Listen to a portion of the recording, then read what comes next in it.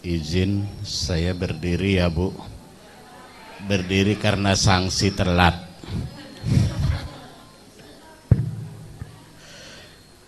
Bismillahirrahmanirrahim. Burung balam nemplok di pinggir sumur. Yang jawab salam semoga akan panjang umur. Burung balam terbang ke Mekah. Jauh amat ya. Yang jawab salam semoga akan mendapatkan berkah. Burung balam seburung pipit. Yang jawab salam semoga banyak duit. Assalamualaikum warahmatullahi wabarakatuh.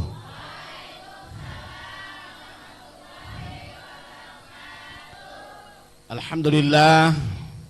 Alhamdulillahi nahmaduhu wa nasta'inuhu wa nastaghfiruh wa na'udzu billahi min syururi anfusina min sayyiati a'malina may yahdihillahu fala mudhillalah wa may yudlilhu fala hadiyalah. Asyhadu an la ilaha illallah wahdahu la syarikalah wa asyhadu anna Muhammadan abduhu wa rasuluhu la nabiyya ba'dah. Sama-sama kita hormati selaku Ketua Yayasan Dakara ya, Dakara itu Bapak Dr. Kiman Siregar MSI beserta Ibu. Sama-sama kita hormati selaku Kepala TK dan Kepala SD, alhamdulillah. Ibu komite, ya alhamdulillah. Ibu komite pakaiannya pink-pink begini ya, alhamdulillah, tanda semangat ini luar biasa. Ya, beserta para ibu-ibu selaku orang tua murid. Ada komite SD juga, alhamdulillah. Mana yang komite SD nih? Di belakang. Yang komite SMP belum terbentuk, insya Allah akan menyusul. Komite SMA masih di perjalanan. Saya masuk ke daerah ini, alhamdulillah, ini luar biasa.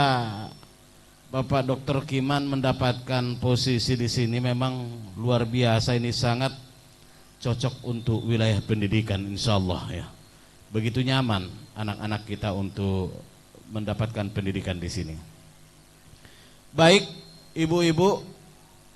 Pertama, saya mohon maaf atas kekurang nyamanan karena tadi pagi-pagi tetap setor muka dulu ke kantor daerah Buncit, Jakarta Selatan. Dari sana masuk, tahu-taunya di tol itu sudah stuck. Nah, ya udah mau keluar serba salah. Ya udah dilihat tinggal beberapa kilometer ambil Jagorawi gitu. Ya, tapi alhamdulillah karena ini masih tergolong masih partner dan juga masih senior saya dan masih guru saya, alhamdulillah saya harus berangkat. Alhamdulillah tetap berangkat. Nah, ya. Ibu, saya melihat tema. Waduh. Kok ini pentas seni jadinya di sini? Gimana Pak Ustadz nanti ini peragakan seni di sini kan? Menyongsong Ramadan, mengupgrade kebaikan. Luar biasa ini tema ini. Ini ketahuan orang akademisi yang bisa membuat tema begini ya Bu ya. Kalau bukan akademisi nggak tahu itu apa upgrade ya. Ya artinya mengupgrade kebaikan. Bu, ini bapak-bapaknya nggak ikut Bu? Oh, cari uang. Kirain cari yang lain. Baik. Pertama, kita melihat dari tema menyongsong Ramadan, mengupgrade kebaikan. Ada satu patokan hadis yang mengatakan ma fariha bidukhuli Ramadana haramallahu jasadahu 'alan niron. Siapa yang bersuka cita, siapa yang senang gembira menyongsong Ramadan, maka diharamkan Allah jasadnya masuk neraka. Oh, ini luar biasa ini. Senang saja sudah diharamkan Allah jasad kita dilalap api neraka. Rasa senangnya bagaimana? Nah, ini yang perlu kita bahas. Senang menyongsong Ramadan itu, ini sama ini dengan ibu yayasan, ibu kepala TK, kepala SD, komite. Senang ibu-ibu datang, ini karpet biru sudah digelar. Bukan karpet merah sebelah sana ya Bu ya. Senang menyambut tamu, kita melakukan persiapan-persiapan. Senang menyambut tamu, kita sudah persiapkan suguhan-suguhan. Ini alhamdulillah sudah ada ini air jam-jam lokal. Itu tanda senangnya menyongsong tamu. Berarti menyongsong Ramadan pun, Bu, oh iya saya senang Ramadan. Bukan begitu, tapi senang Ramadan tiba, lakukan persiapan-persiapan. Apa persiapan yang pertama? Persiapan mental. Kesiapan mental ini yang pertama. Waduh, saya kayaknya kalau Ramadan ini datang, padahal kemarin saya udah kena mah, kayaknya nggak bisa deh puasa bulan ini. Orang yang sudah kena sugesti seperti ini, benaran nanti nggak mampu puasa. Makanya kesiapan yang pertama adalah kesiapan mental. Nah, jadi pokoknya apapun yang terjadi, selama tidak ada berhalangan, saya akan puasa di Ramadan ini. Ini yang pertama, kesiapan mental. Yang kedua, kesiapan fisik. Makanya kesiapan fisik, Bapak Ibu, kira-kira 7 hari lagi menjelang Ramadan, kita tidak dianjurkan untuk musafir. Tidak dianjurkan untuk musafir. Kenapa? Dikhawatirkan terjadi sesuatu yang tidak diinginkan di perjalanan, sehingga menghambat kita maksimal untuk puasa. Tadi tidak dianjurkan untuk musafir. Dan tidak lagi dianjurkan puasa sunnah. Pernah dengar Ibu? Pernah dengar? Ini setelah nisfu Sya'ban sampai Ramadan, walaupun ibu-ibu yang rutin, saya sudah rutin puasa Senin Kamis. Untuk 2 minggu menjelang Ramadan ini enggak dianjurkan. Enggak usah puasa. Sekarang masih ada yang puasa. Batalin aja ya. Ada kue nih. Artinya tidak dianjurkan lagi kita berpuasa sunnah. Puasa sunnah ya Bu. Kalau puasa qadha masih. Andaikan ibu masih punya utang puasa, waduh masih ada 2 lagi, masih ada 3 lagi, oh itu tetap. Yang tidak dianjurkan adalah puasa sunnah. Kenapa tidak dianjurkan? Karena sekarang bukan hanya kebaikan yang akan di-upgrade, tapi kesehatan juga mau di-upgrade. Kesiapan fisik, kesiapan mental. Kesiapan fisik itu mulai dari sekarang, makan makanan yang bergizi. Perjalanan pun sudah mulai. Kalau ibu-ibu tadi ke sini bawa mobil sendiri atau ada sopir, Bu? Ada yang bawa motor. Nah, mulai sekarang ibu niat ntar misalnya starter motornya, Bismillahirrahmanirrahim. Sengaja saya jalan menjaga kesehatan dan keamanan karena sudah dekat Ramadan. Itu tandanya senang menyambut Ramadan. Jadi jalannya pun semakin hati-hati. Enggak mesti harus diucapkan, tapi dalam hati ada rasa lebih ekstra hati-hati menjaga fisik, menjaga kesehatan. Itu tandanya kita senang menyambut Ramadan. Terus berarti kesiapan mental, kesiapan fisik. Yang ketiga, kesiapan ilmu. Ilmu apa? Ilmu tentang Ramadan. Bagaimana syaratnya, bagaimana rukunnya, bagaimana yang membatalkannya. Itu semua dipelajari, bahkan sampai sunnah-sunnahnya. Bu, kira-kira kalau nanti Ramadan banyak enggak tausiah, Bu? Di Ramadan banyak enggak? Nah, saya sering mengkritik ini. Yang saya kritik bukan masalah banyak di Ramadannya. Padahal bagus nggak banyak tausiah di Ramadan? Bagus. Tapi alangkah lebih bagus lagi sebelum Ramadan kita juga banyak tausiah tentang persiapan Ramadan. Saya pernah diskusi sama teman, tadi malam pun diskusi sama teman-teman para ustadz. Saya sampaikan, semestinya ilmu tentang puasa itu dipelajari sebelum puasa, kan gitu ya Bu? Ini udah seminggu puasa masih membahas tentang yang membatalkan puasa, kan kurang tepat. Jadi alangkah baiknya sekarang ibu-ibu, kalaulah tidak sempat belajar sama ustadz sama ustazah, sekarang ada ustadz Google juga kan. Ada ustadz Google ya Bu ya. Boleh kita lihat hal-hal yang membatalkan puasa, hal-hal yang membatalkan pahala puasa. Ini berbeda ya Bu ya. Yang membatalkan puasa dengan yang membatalkan pahala puasa, beda. Nah baik, kalau begitu orang yang senang menyongsong Ramadan tadi, dia telah melakukan kesiapan mental, kesiapan fisik, kesiapan ilmu, dan juga kesiapan rohani. Bersih fisik dan bersih rohani. Bu, ini asli Sunda semua. Asli Sunda semua. Ada yang bukan? Ada yang dari Jawa? Ada. Dari Sumatera ada? Ada, alhamdulillah. Ada campuran Belanda? Percaya Bu, dari hidung-hidungnya kelihatan. Sekalipun sudah dikurangin karena tinggal di Bogor. Ya, mungkin Arab dari Empang ya Bu. Ah itu betul itu. Baik, ternyata kalau memang kita itu belajar tentang Ramadan, alangkah baiknya sebelum Ramadan. Termasuk syarat, rukun, wajib, dan yang membatalkan puasa. Kalau sudah Ramadan, semestinya kajiannya tentang hikmah-hikmah meningkatkan ubudiyah pada Ramadan. Baik, ternyata Bu, ada daerah-daerah tertentu, saya tidak tahu kalau di tempat Ibu pernah enggak, kalau menjelang Ramadan itu kalau di Sumatera Barat namanya balimo. Pernah dengar Ibu?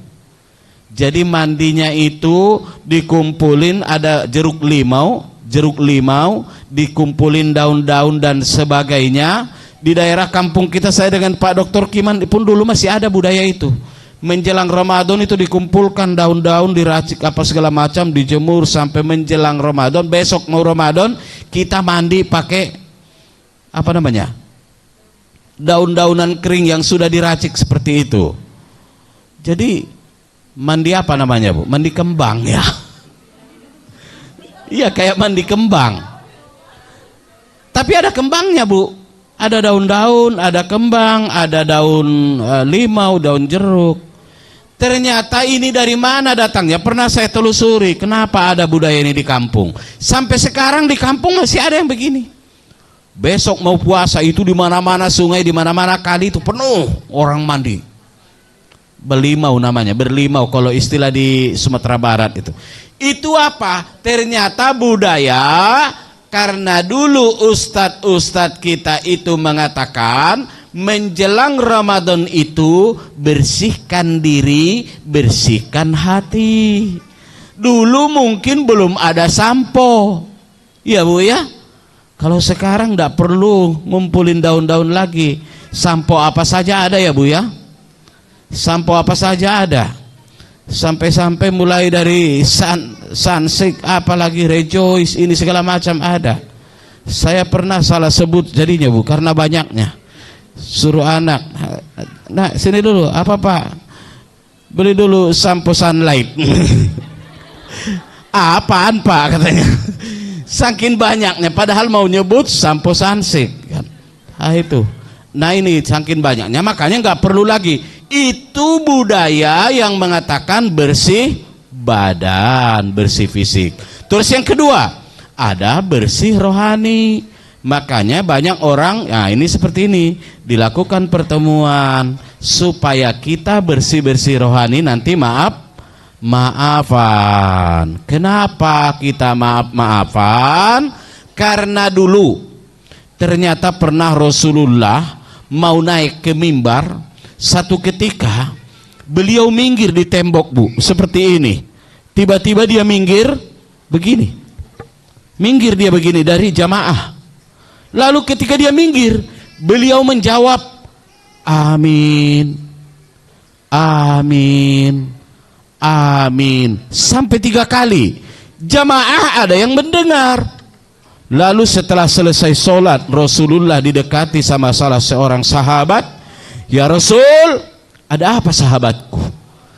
Kami tadi mendengar Rasulullah mengatakan amin sampai 3 kali. Amin berapa kali, Bu? Sampai 3 kali. Ternyata, wahai sahabatku, kata Rasul, ada apa? Tadi malaikat sempat berdoa. Apa itu? Ya Allah, jangan kau terima dulu amal ibadah dan puasa seseorang yang belum mendapatkan maaf dari ibunya. Ini, Bu, masih punya ibu? Masih ada ibu kita? Alhamdulillah, ini mau puasa, Bu. Minta maaf dulu sama ibu. Karena nanti bisa-bisa amal kita, puasa kita dipending nilainya. Berapa nilai puasanya? 9 misalnya. Tapi ditahan dulu, jangan ditulis dulu ke rapot. Kenapa? Karena belum dapat maaf dari sang ibu. Ibunya jauh apa dekat, Bu? Jauh. Kalau jauh sekarang berarti minta maafnya lewat handphone. Tapi maafnya itu jangan hanya, Mak, minta maaf ya Mak, menjelang puasa begini, Mak, minta maaf ya Mak, untuk persiapan puasa udah saya kirim, Mak. Nah, ini baru maafnya lebih mantap. Betul ya, Bu ya? Nah iya. Jadi ini minta maaf tapi nggak ada ingatannya. Waduh. Ada yang begitu, Bu? Kalau di sini nggak ada ya. Kalau di sini enggak. Jadi minta maaf sudah disiapkan dulu tentengannya. Sekarang nggak bisa ngantarin langsung, bisa pakai JNE, bisa pakai Tiki, bisa pakai paket. Oh, mama saya di sana nggak begitu jauh. Ya udah panggil aja Gosen. Iya kan, Bu ya? Jadi gitu dong. Minta maafnya sembaru ada embel-embelnya ya, Bu ya. Selaku orang tua, maaf orang tua itu bukan hanya maafnya yang kita harapkan, tapi juga ridhonya. Beda nggak maaf dengan ridho, Bu? Beda nggak? Beda. Kalau dia sakit hati, lalu dia memaafkan kita, hanya sekedar hapus rasa sakit hatinya.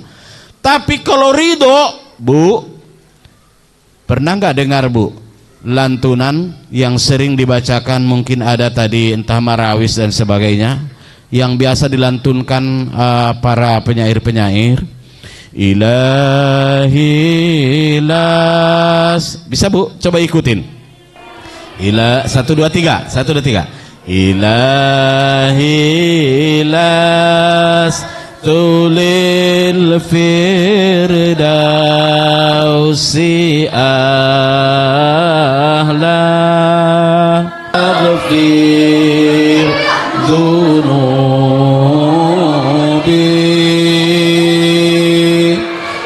fa innaka ghafiruz zambil azimi. Alhamdulillah ternyata hafal. Tapi ini mohon ya Bu, sejenak saja. Ini nanti saya karena tadi sudah hafal, nanti kita ulangi dari awal. Tapi tolong bayangkan wajah ibu kita sekarang. Bayangkan wajah ibu kita sekarang. Kalau yang masih ada, beliau sedang ngapain? Sudah bagaimana kondisi kesehatannya? Kalau yang sudah tidak ada, kita bayangkan kebaikannya dulu. Bagaimana ibu kita berbuat baik sama kita. Dengan lantunan mulai kita lantunkan tadi bersama-sama. 1 2 3 Ilahi las للفرداء إنك غافر الذنب العظيم. Ibu, Mama, saya anakmu banyak berbuat salah. Saya anakmu banyak kealpaan. Saya anakmu tergolong masih kurang berbakti. Menjelang Ramadan ini, izinkan Ananda menyampaikan permohonan maaf. Dan ada sedikit tanda oleh-oleh buat Mama telah saya kirimkan untuk persiapan Mama berpuasa di kampung. Selawatan lagi Bu, lagi lanjut lagi terus. Bahilas tulil firdaus.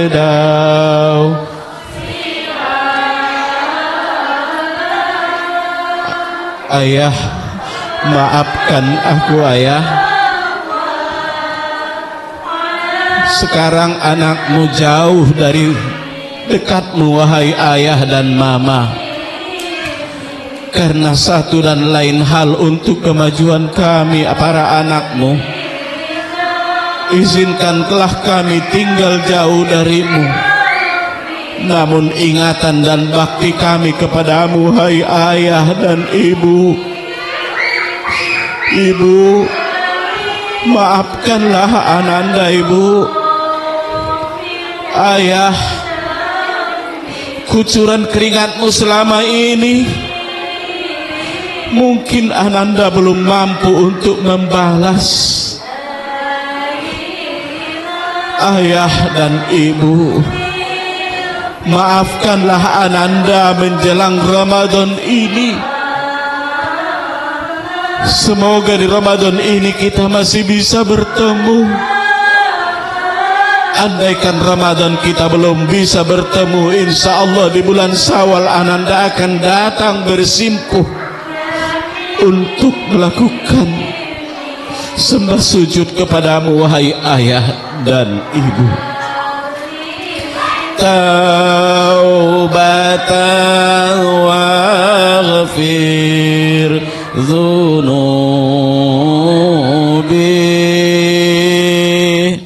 fa innaka ghafiruz dzambil azimi. Alhamdulillah, terima kasih Bu. Kita rasanya gimana mengingat ibu kita Bu? Sedih. Kenapa sedih Bu? Belum bisa berbakti sepenuhnya ya Bu ya.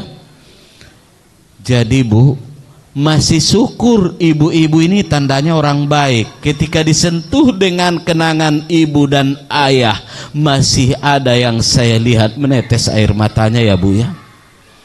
Saya kemarin membaca di media Bu. Di media itu ternyata di dunia Eropa, bahkan secara umum dan bahkan sebagian Asia, yang menjadi problematika sekarang itu banyaknya usia-usia lansia yang tidak lagi dipikirkan oleh para anak-anaknya. Pernah melihat Ibu? Kasihan. Apakah kita akan seperti itu? Mau nggak kita seperti itu? Ketika anak-anak kita besarkan, alhamdulillah ternyata ibu menyekolahkan di SD IT Bina Cendikia, di TK Bina Cendikia. Kenapa di Bina Cendikia? TK-nya apa namanya Bu? Tetap Bina Cendikia Mandiri ya. Kenapa di sini? Saya pernah diskusi dengan, kalau di orang Sumatera saya panggil Mang Boru sebenarnya, tapi saya di sini panggil Bapak aja.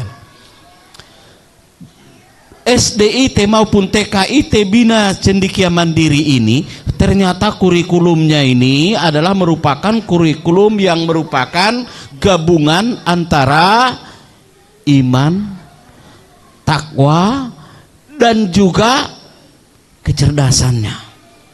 Jadi digabungkan. Bahkan ada satu lagi yang disampaikan sama saya waktu itu, ada entrepreneur ya, kayak Bang Bro ya, ada ciri khasnya entrepreneur. Anak kecil itu baru baik TK sudah diajarin goreng telur atau apa begitu ya. Alhamdulillah. Bu, coba kita bayangkan, capek-capek kita membiayai anak, capek-capek kita mengasuh anak, capek-capek kita menyekolahkan anak, begitu anak hebat, begitu anak sukses, kita nggak diingat. Mau nggak begitu, Bu? Bu, saya pernah diundang mengisi tausiah, saya pikir seperti ini rame. Di daerah Cipondo, Bu, Cipondo, udah masuk Tangerang ya, Cipondo. Saya pikir saya datang ke sana itu jamaahnya sudah banyak, ternyata yang ada di sana hanya 7 orang. 7 orang. Beliau ini pensiunan dari Garuda. Jadi mohon maaf, Bu, saya tidak bermaksud menjelek-jelekkan, tidak bermaksud untuk menceritakan aib, tapi faqususil qasasa la'allakum tatafakkarun. Kamu sampaikanlah kisah-kisah itu untuk jadi bahan renungan bagi umat. Jadi gini, beliau suami istri dulu tergolong lumayanlah ekonominya, mampu untuk menyekolahkan putra-putrinya. Ada yang sampai ke Jerman, ada yang di Australia, ada yang di Oxford. Begitu sekolah S1, mah, pah, masih lanjut lagi S2, oke lanjut, biaya alhamdulillah lancar. Mah, pah, mau lanjut lagi ngambil S3, iya lanjut lagi. Setelah putra putrinya ini sukses, hanya ada 3, ada sekarang yang tinggal di Jerman, ada sekarang yang tinggal di Amerika, yang satu tinggal di Australia. Ini belum tentu sekali setahun pulang. Akhirnya sekarang tinggal berdua-dua suami istri. Sering mereka menangis, "Nak, apa yang kamu cari di sana? Pulanglah nak, dulu ayah sama mama menyekolahkan kamu supaya kamu bisa mendapatkan penghidupan yang lebih baik di sini."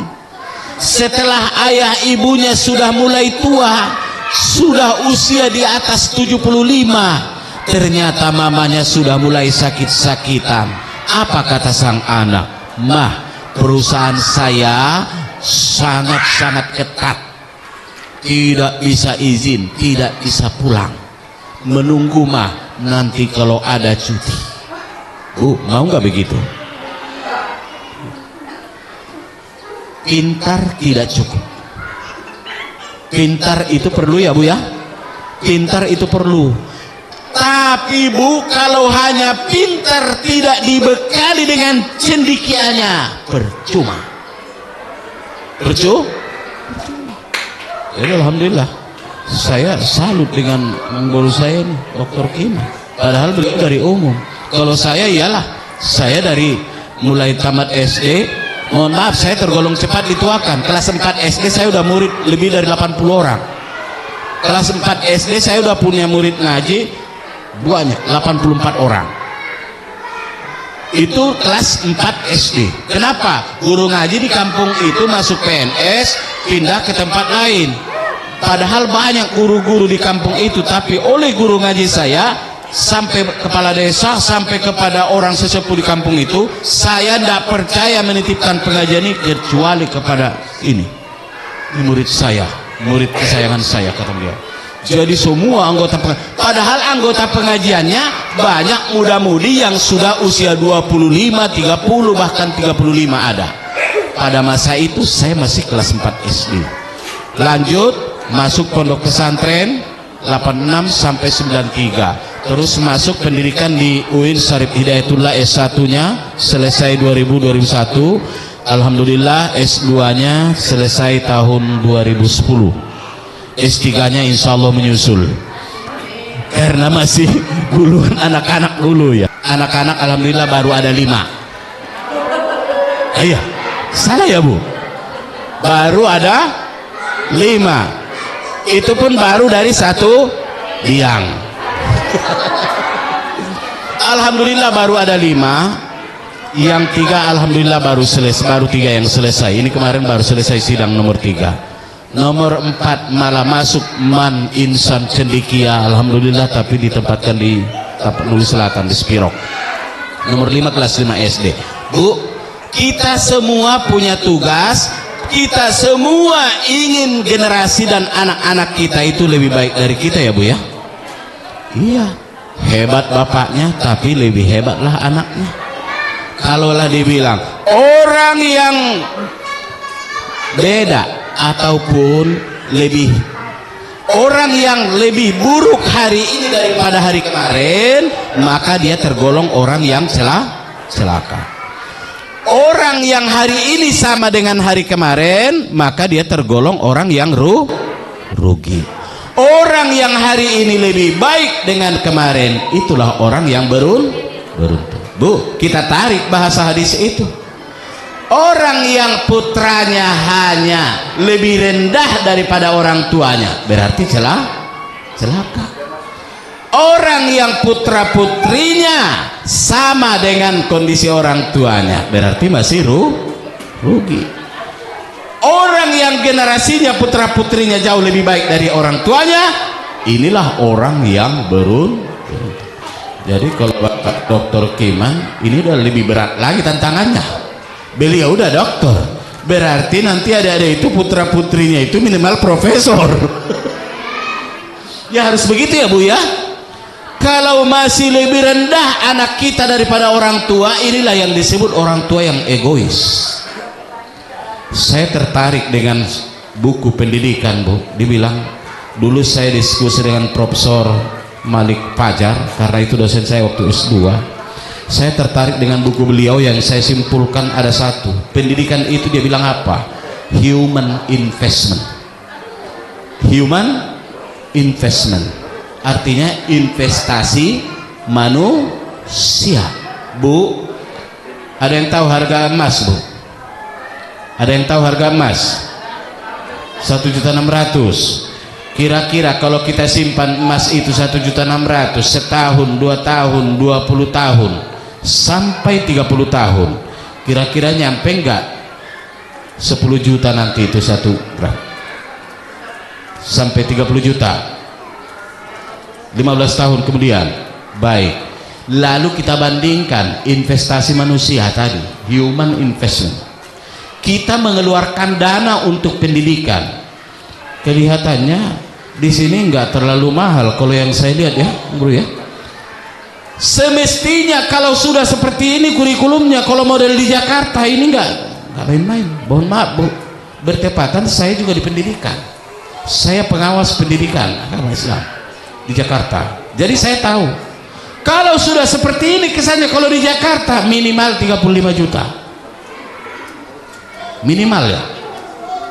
Dan bahkan saya salut dengan salah satu, dulu saya pas waktu jadi asesor menilai satu sekolah namanya Beacon Academy di Kelapa Gading.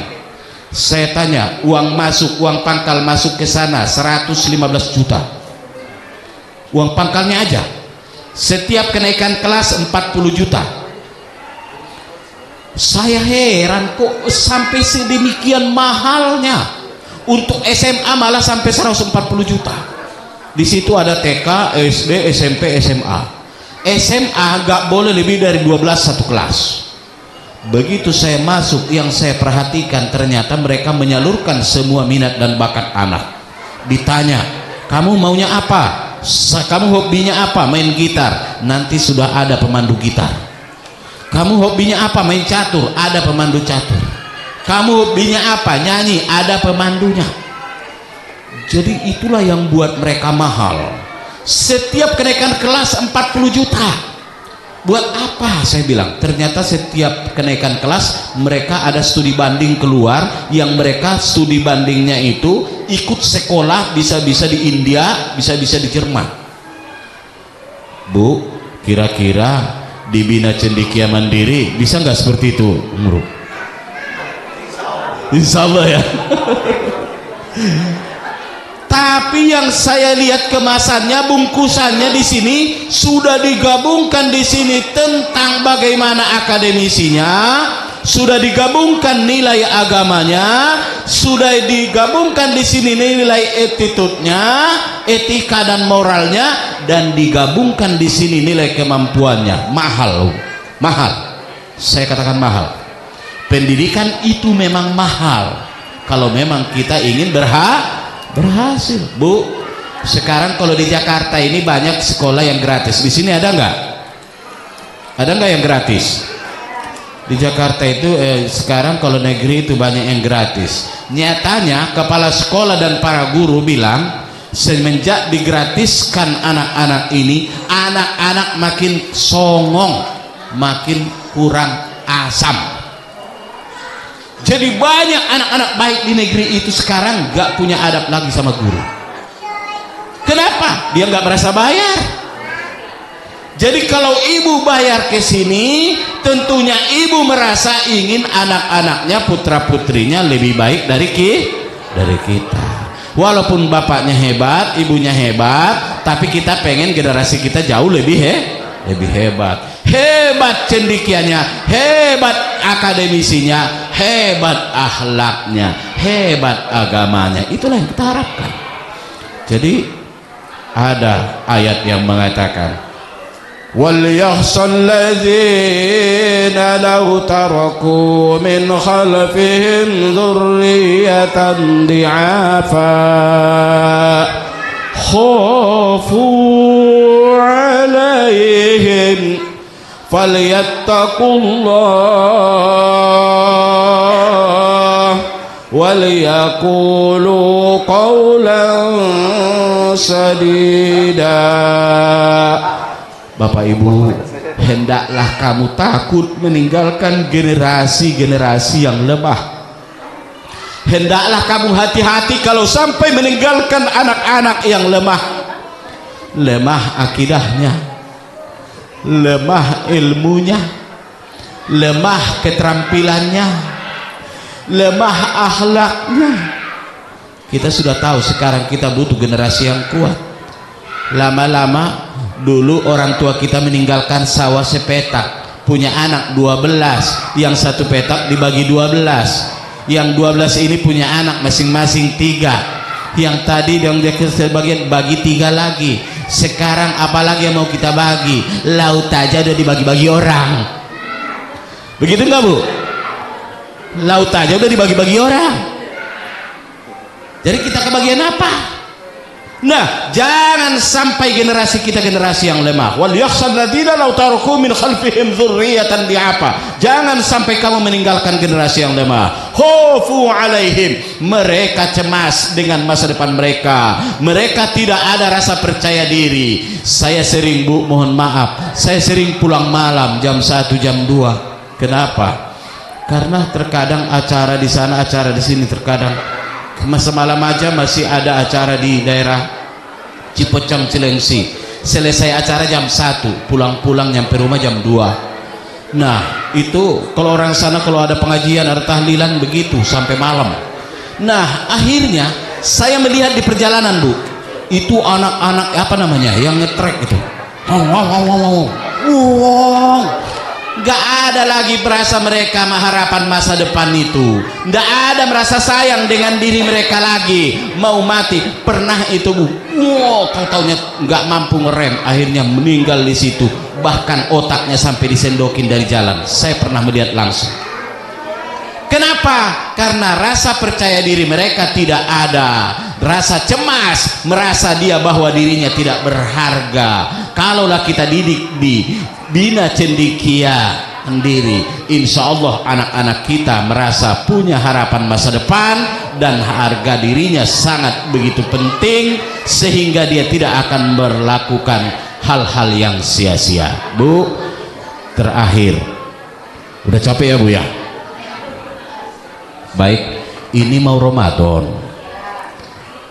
saya mengupgrade kebaikan tadi. Saya menafsirkannya begini, Bu. Apa kebaikan itu? Ternyata kita ada kata kunci amal itu ada 2 ya, Bu. Amal itu ada 2. Satu namanya amal taat. Amal taat. Yang kedua amal saleh. Nah, supaya kita bisa nanti yang mana yang kita post, yang mana yang kita dongkrak. Kalau amal taat, setiap perintah Allah, mulai dari sholat, zakat, puasa, haji, rukun Islam itu adalah amal taat, Bu. Kamu masih muda, udah berangkat haji ya? Iya, mumpung ada rezekinya. Tapi bukan begitu. Karena ada rezekinya, karena ada perintahnya, maka ini amal taat. Terus itu ngapain dia sholat? Mohon maaf Bu, saya pernah punya pengalaman. Jadi saya diundang untuk mengisi Idul Adha, mulai dari khutbahnya sampai memimpin imam sholat Idul Adha di Hotel Crown Plaza. Mungkin ibu-ibu perlu pernah lewat di daerah Komdak itu, Hotel Crown Plaza itu. Jadi begitu saya khutbah Idul Adha ini jamaahnya memang kebanyakan perempuan, laki-lakinya ya mungkin separuh. Dan begitu saya khutbah sampai selesai ini, banyak yang nangis-nangis terseduh-seduh begini. Luar biasa, berarti mereka hatinya masih lembut, sebenarnya masih bisa disentuh gitu. Nah begitu selesai Bu, pendek ceritanya udah selesai salam-salaman, Pak Ustadz ayo kita ke lantai 8 untuk apa, udah dipersiapkan di sana buat sarapan. Naiklah ke lantai 8. Begitu di lantai 8, tadinya di lantai 5, di lantai 8 udah disiapkan sarapan. Sampai di sana pemandangannya beda Bu. Kenapa? Yang tadi saya lihat husuk-husuk kayak santriwati luar biasa sampai terseduh-seduh nangis. Sampai di situ ternyata, mohon maaf Bu, udah segini celananya kan?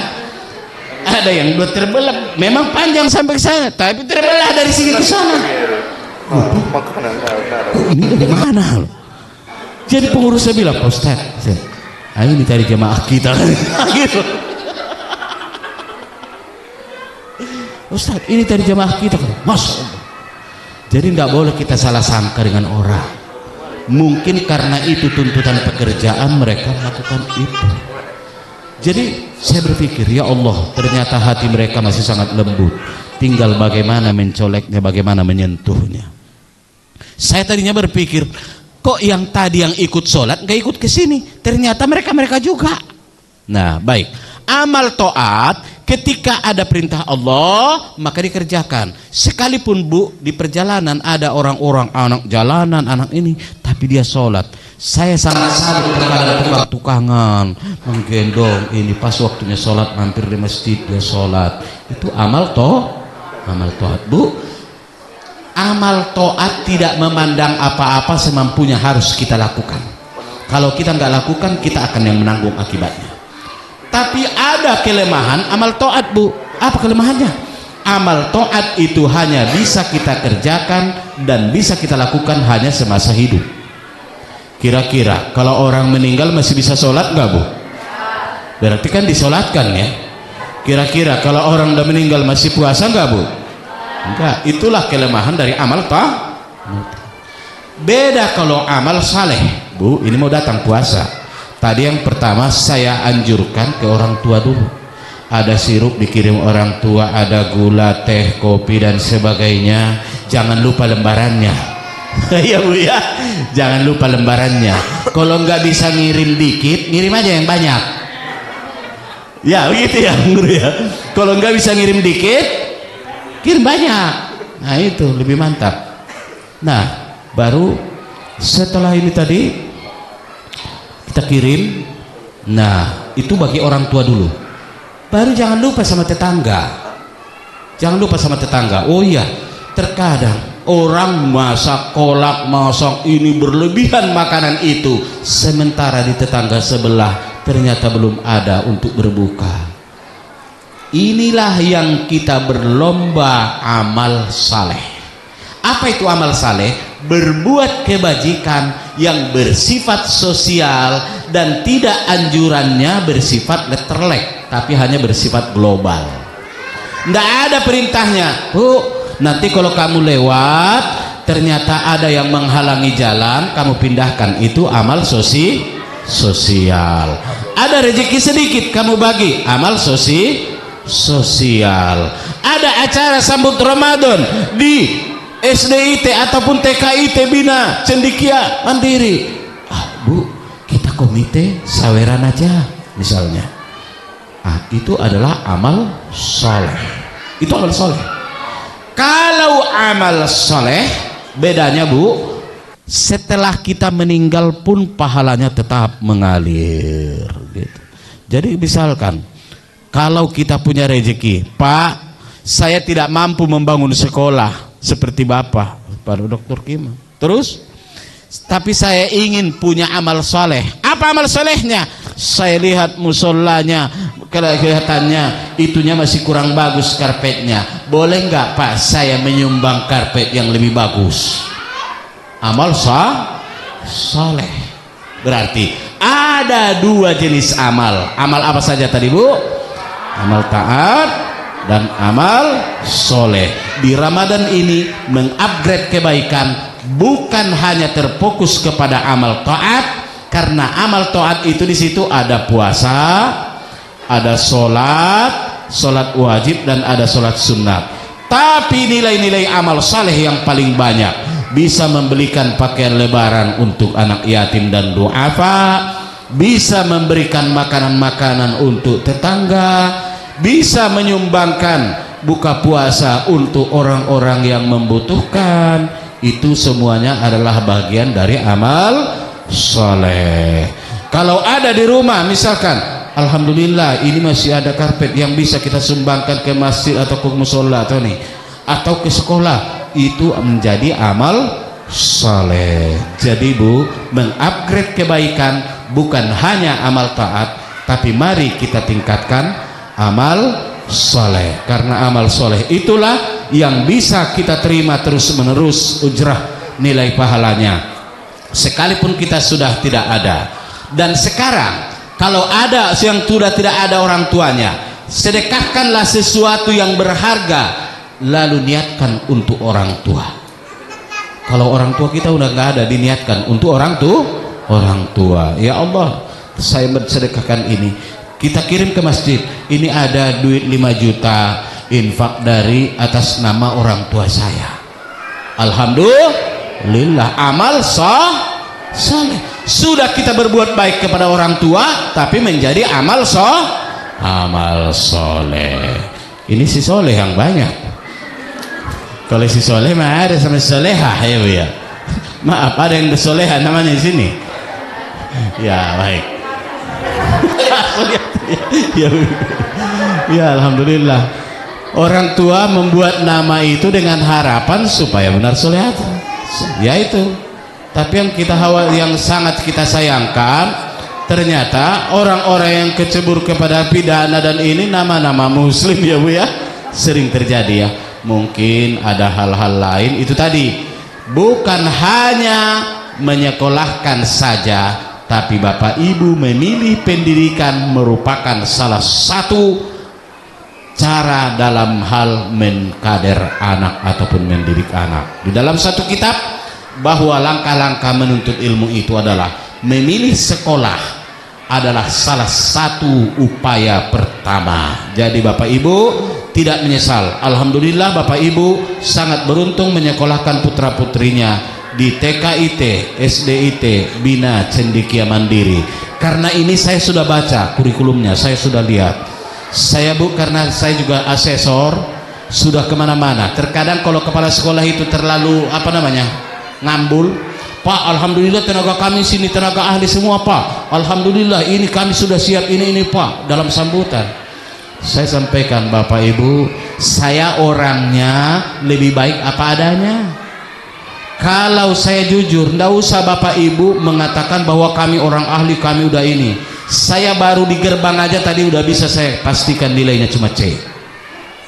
Pada bengong, kok begitu Pak? Enggak, saya udah puluhan tahun di pendidikan, saya tergolong cepat dituakan.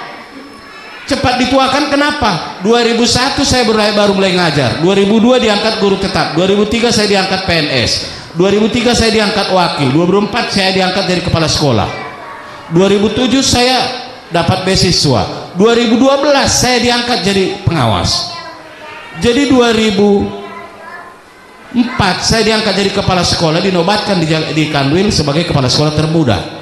2012 saya diangkat jadi pengawas, dinobatkan sebagai pengawas termuda. Makanya saya bilang cepat dituakan, terlalu cepat dituakan, sekalipun sekarang tambah muda rasanya. Ya, karena melihat yang muda-muda kan jadi ikut muda, nggak boleh semangat kita tua ya Bu ya. Baik, mungkin begitu. Jadi mari sama-sama kita amal, bukan hanya amal taat tapi juga amal soleh. Mungkin hanya itu yang dapat saya sampaikan. Mudah-mudahan bermanfaat bagi kita bersama. Saya berharap Bapak Ibu semua kita yang hadir hari ini, sepulang dari sini nanti ingat pembahasan kita pertama tadi tentang ingat terhadap orang tua. Lalu yang kedua, menyekolahkan anak kita di sini ternyata telah menggugurkan kewajiban kita, bukan hanya sebatas mendapatkan ilmu, tapi kurikulum di sini sudah ada akademisnya, ada attitude akhlakul karimahnya, ada keterampilannya, dan itu yang entrepreneur. Nah, sehingga kita tergolong bukan orang tua yang cuek, orang tua yang egois. Kita malah mempersiapkan putra-putri kita menjadi generasi yang kuat, yang handal, yang mampu menantang masa depan. Dan selanjutnya di dalam berpuasa ini, puasanya itu amal taat, sholatnya itu amal taat, tarawehnya amal taat, tapi masih banyak jenis amal yang merupakan menjadi amal soleh. Kalau amal taat itu terbatas, begitu kita meninggal, begitu kita sakit, tidak bisa kita lakukan. Tapi amal soleh, sekali kita beramal soleh, nilai pahalanya terus-terusan mengalir. Ala hadhihi niyah wa likulli niyatin sholihah bi karamatil Fatihah. Alhamdulillahirabbil alamin arrahmanir rahim maliki yaumiddin. Iyyaka na'budu wa iyyaka nasta'in ihdinas siratal mustaqim. Shiratal ladzina an'amta 'alaihim ghairil maghdubi 'alaihim waladdallin. Alhamdulillahirabbil alamin hamdas syakirin hamdan na'imin hamdan yuwafi ni'amahu yukafi mazidah.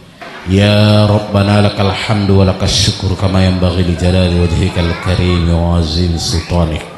Allahumma taqabbal minna ya Allah du'aana wa taqabbal qira'atana wa balligh maqasidana innaka antas sami'ul alim ya maulana ya rabbal alamin. Ya Allah, ya Tuhan kami, sengaja kami menadahkan kedua tangan kami ya Allah. Perkenankanlah pinta kami ya Allah, kabulkanlah permohonan kami ya Allah, terimalah segala doa kami ya Allah, sampaikan segala maksud dan tujuan kami ya Allah. Hanya Engkaulah zat yang maha menerima segala doa ya Allah. Rabbana ighfir lana dzunubana wa liwalidina warhamhum kama rabbana shighara. Ya Allah, ya Tuhan kami, ampunilah dosa kami ya Allah. Ampunkan dosa para kedua orang tua kami ya Allah. Sayangi mereka ya Allah. Sayangi ayah dan ibu kami ya Allah, bagaikan mereka telah menyayangi kami sejak kecil ya Allah. Rabbi ja'al jam'ana jam'an marhumah waj'al jam'ana jam'an maghfurah waj'al jam'ana jam'an mashkurah. Ya Allah, ya Tuhan kami, jadikanlah perhimpunan, pertemuan komunitas kami hari ini yang penuh dengan rahmat-Mu ya Allah.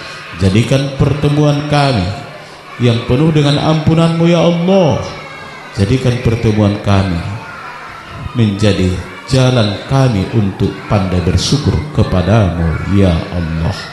Allahumma barik lana fi rajaba wa sya'bana wa ballighna Ramadan. Ya Allah, berilah kami kucuran keberkahan di dalam bulan Rajab dan Sya'ban, serta berikan kami kekuatan, berikan kami kemampuan hingga sampai melaksanakan Ramadan ya Allah. Allahumma anzilna munzalan mubarakan fa innaka anta khairul munzilin wa anzil rahmah was-sihah wal afiyah wal barakah wal wusah alaina al hadirin ya Allah innaka ala kulli syai'in qadir. Ya Allah, ya Tuhan kami, kucurkanlah aneka ragam nikmat-Mu kepada kami ya Allah. Berikanlah kami ya Allah kesehatan yang sehat wal afiat, dan berikan kami keberkahan, keluasan, luas dalam rezeki, luas dalam hati kami ya Allah, sehingga kami mudah menerima saudara-saudara kami ya Allah. Rabbana zalamna anfusana lam taghfir lana wa tarhamna lanakunanna minal khasirin. Ya Allah, ya Tuhan kami sadar kalau kami masih banyak berbuat zalim, masih banyak kami berbuat salah. Ya Allah, tanpa belas kasihan ampunan-Mu pasti kami menjadi orang yang rugi. Ya Allah, ya Tuhan kami sengaja menitipkan putra-putri kami di sekolah cendekia mandiri. Ternyata di sini merupakan pilihan kami dan merupakan sekolah yang sudah mengakomodir berbagai ilmu, baik itu ilmu duniawi, ilmu keterampilan, dan ilmu agama dan tentang etika. Semoga anak kami nantinya tergolong orang yang berhasil, yang mampu berbakti kepada negara, berbakti kepada agama, berbakti kepada kedua orang tua. Rabbana atina fid dunya hasanah wa fil akhirati hasanah wa qina adzabannar. Wa sallallahu ala sayyidina Muhammadin wa ala alihi wa ashabihi wa sallam ajma'in. Bi fadlika subhana rabbika rabbil izzati amma yasifun. Wassalamun alal mursalin walhamdulillahi rabbil alamin. Terima kasih, kurang lebihnya mohon maaf ya Bu kalau ada yang salah-salah kata atau penyampaian yang mungkin kurang berkenan. Itu kelemahan saya selaku manusia biasa. Kalau ada yang bersifat kebenaran murni dari Allah Subhanahu wa taala. Billahi taufiq wal hidayah. Assalamualaikum warahmatullahi wabarakatuh.